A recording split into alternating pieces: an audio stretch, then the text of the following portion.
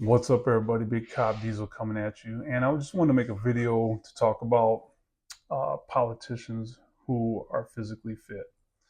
Now, I'm not going to talk about politics per se here, but I am simply highlighting the fact that I admire any person that's physically fit, but especially if they're a politician. Again, admiration doesn't mean that I'm agree with their political stance at all. This is just strictly talking about their level of physical fitness. So the first person that comes to mind to me is RFK Jr. The man is in his 70s and he's completely jacked. I'm sure you guys have seen the pictures out on the internet of him working out shirtless. Um, Anytime I see somebody who's older than me, who's in great shape, that serves as inspiration because I want to be just like them. Some of the other notable politicians are Tulsi Gabbard, who's um, a former senator and former presidential candidate, and she is a CrossFitter, a surfer, and just all around physically fit. Of course, she has to be because she's a lieutenant colonel in the national. I think she's in the National Guard or the Reserves, one of the two. So there's a requirement there anyway, but you can tell that's just part of her lifestyle. And then you also have Marjorie Taylor Greene, who is a CrossFitter as well. And then there's some others out there. By the way, let me know if I'm missing anybody. But you can't help but look up to people that are prioritizing their health and fitness in spite of their leadership position, or whether they are a politician or some other form of a leader. That's something to definitely admire. So some of the characteristics uh, in someone who's physically fit. So you got to remember that these characteristics that you and those of you watching who work out and do what you do, you know this to be true, that some of the characteristics that you display in the gym or while you're working out transfer out into the real world, right? You know, the big one is, the saying, no pain, no gain, right? You learn how to fight through the pain that you might be suffering temporarily while you're working out to get to that end goal.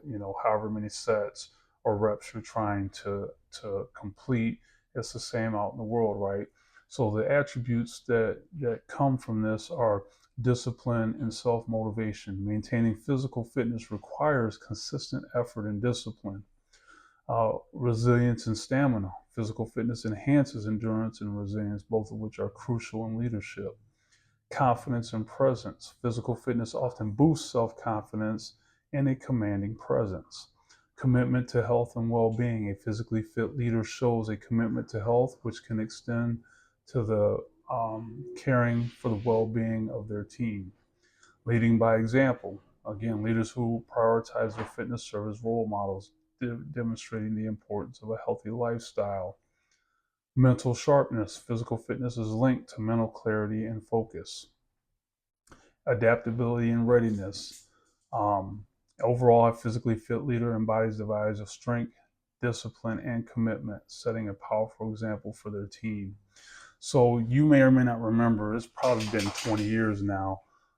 There were pictures on the internet of Vladimir Putin of Russia.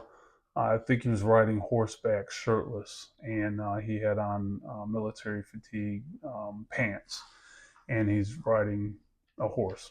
And again, he was shirtless. So that was done on purpose to demonstrate that he is a fit, capable leader. And if you look, you'll also see some videos out there of him doing jujitsu and some other stuff. But these types of images and videos immediately instill confidence in that leader. If your leader is someone who is physically fit, who's physically able to do pretty much whatever they want, what does that make you think about their ability to lead, right? If your leader is feeble, um, old, can barely move around, can barely function, that doesn't necessarily instill confidence.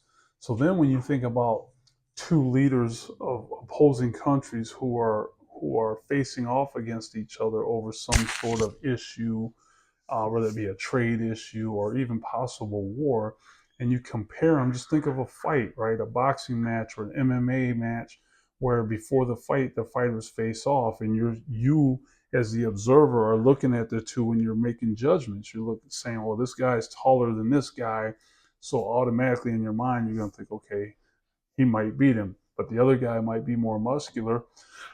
Excuse me. And so, in some people's mind, they're going to say, "Oh, the more muscular guy is going to beat the skinnier guy."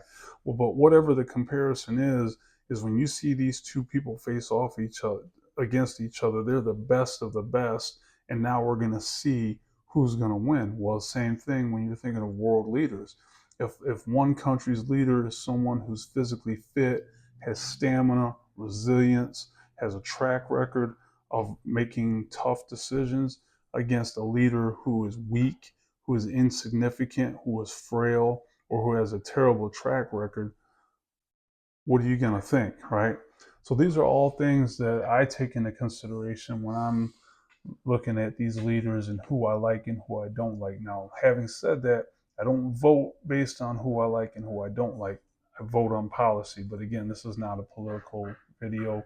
This is just one talking about fitness and leadership. Let me know what you guys think. Did I miss anybody? Is there somebody out there who is a leader who's physically fit that I didn't talk about? Or if there's another level to the conversation you'd like to add, drop a comment below. All right, everybody, stay safe, get outside, work out. Peace.